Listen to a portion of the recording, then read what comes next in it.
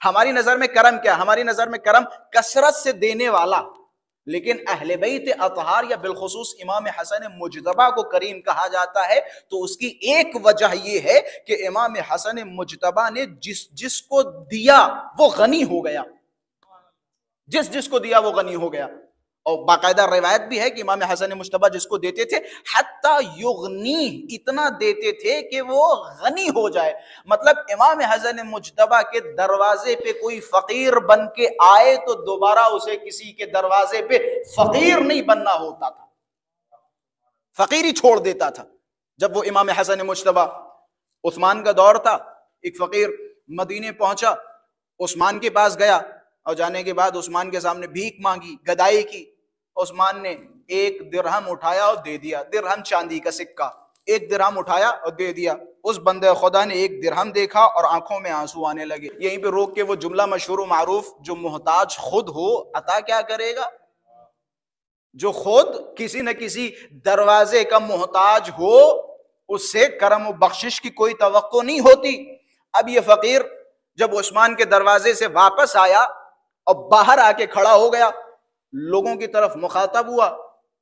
لوگوں نے اس سے پوچھا کہ بڑے پریشان ہو کہ کیا کریں، ہم آئے ہوئے تھے، ہم نے سوچا بادشاہ ہیں اور نبی ہم فلاں ہیں فلاں ہیں فلاں ہیں، خوب عطا کریں گے، ہم غنی ہو جائیں گے، لیکن جب یہاں آئے تو ان صاحب نے ہمیں 1 درہم دیا۔ اب بتاؤ میں 1 درہم سے کیا کروں؟ اس میں تو 1 ٹائم کا کھانا بھی نہیں کھا پاؤں گا۔ لوگوں نے اپنے پاس بلایا کہ اچھا تمہیں زیادہ کی ضرورت ہے؟ کہ جی ہمیں زیادہ کی ضرورت ہے۔ کہ وہ دیکھ رہے ہو مسجد کے دروازے پہ 3 لوگ بیٹھے ہوئے ہیں، کہ کون ہیں؟ کہ ان میں سے ایک حسن ہے، ایک حسین ہے اور ایک عبداللہ ابن جعفر ہیں، کہ اگر تمہیں غنی ہونا ہو تو جاؤ ان کے دروازوں پہ فقیری کرو۔ فقیری بھی سب کے دروازوں پہ نہیں ہوتی، خاص کے دروازوں پہ ہوتی ہے۔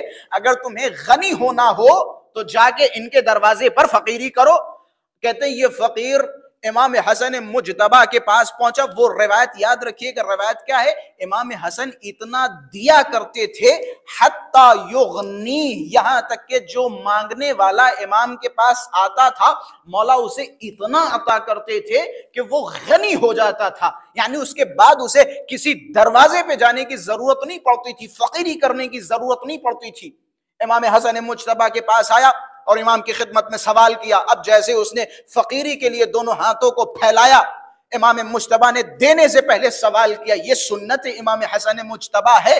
امام حسن مجتبی نے سوال کیا کہ ذرا بتا، انسان جب بھی کسی سے کچھ مانگتا ہے تو وہ 3 حالتوں سے خالی نہیں ہوتا، یا یہ کہ وہ بہت فقیر ہے، تنگ دست ہے، اس کے پاس کچھ ہے نہیں، یا یہ کہ اس کا قرضہ بہت زیادہ ہو گیا ہے اور اس قرضے کو وہ ادا نہیں کر پا رہا ہے، یا اس کے سر پہ دیت ہے اور اس دیت کو وہ ادا نہیں کر پا رہا ہے۔ ان تینوں حالتوں میں انسان کسی کے سامنے ہاتھ پھیلاتا ہے۔ ذرا تو بتا تو کن حالتوں میں شمار ہے؟ تو فقیر ہے، یا تیرے سر پہ کسی کا قرض ہے، یا تیرے سر پہ کسی کی دیت ہے؟ ہاتھوں کو جوڑا کہ مولا میں فقیر بھی ہوں اور میرے سر پہ قرضہ بھی ہے۔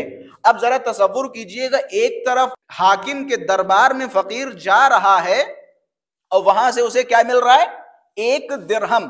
دوسری طرف وہی فقیر امام حسن مجتبی کی بارگاہ میں آ رہا ہے۔ امام حسن مجتبی کے حوالے سے روایتوں میں مذکور ہے کہ امام نے ایک پوٹلی نکالی اور اس فقیر کے ہاتھوں میں رکھ دی۔ جب اس فقیر نے دیکھا تو اس میں 500 سونے کے سکے موجود تھے۔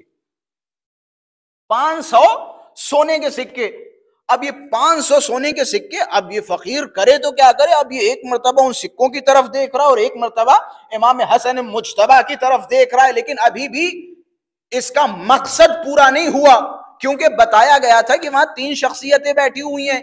امام حسن کے پاس سے اس نے لیا اور لینے کے بعد امام حسین کی بارگاہ میں چلا گیا۔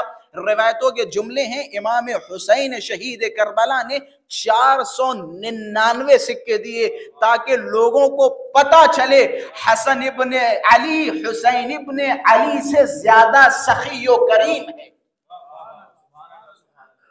امام حسن مجتبی نے 500 سکے دیے، امام حسین نے 499 سکے دیے، اور پھر جب یہ فقیر ان سکوں کو لے کے آگے بڑھا، 500 سکے، یہ طلائی سونے کے سکے جسے ہم کہیں دینار یہ بیٹھ کے جا کے کیلکولیشن کیجئے کتنا بنتا ہے جا کے، جسے ہم فقیر اور نمین جسے ہم ندارت سمجھتے ہیں، ان کے دروازوں سے کروڑوں، آج کے حساب سے ہم کہیں تو کروڑوں روپے لے کے گئے امام کے دروازوں سے۔